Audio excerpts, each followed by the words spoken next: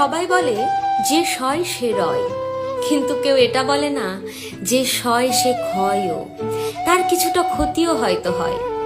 সবাই আপনার ধৈর্যের বাহবা দেবে, সহ্যের কদর করবে, মানিয়ে নেওয়ার জ্ঞান দেবে, নিজেদের সহ্যসীমার গল্প শোনাবে, কিন্তু ভেতরে ভেতরে শেষ হয়ে যাওয়া আপনিটাকে কেউ আবিষ্কার করবে না। সবাই আপনার বদলে যাওয়াটাই দেখবে, বদল হওয়ার কারণটা খুঁজবে না। পুড়ে ছাই হয়ে যাওয়া মনটাকে কেউ জল দিয়ে শান্ত করবে না, বরং সমালোচনা করে আগুনটা আরো উস্কে দেবে। কাটা ঘায়ে মলম নয়, মানুষ নুনের ছিটে দিতে ওস্তাদ।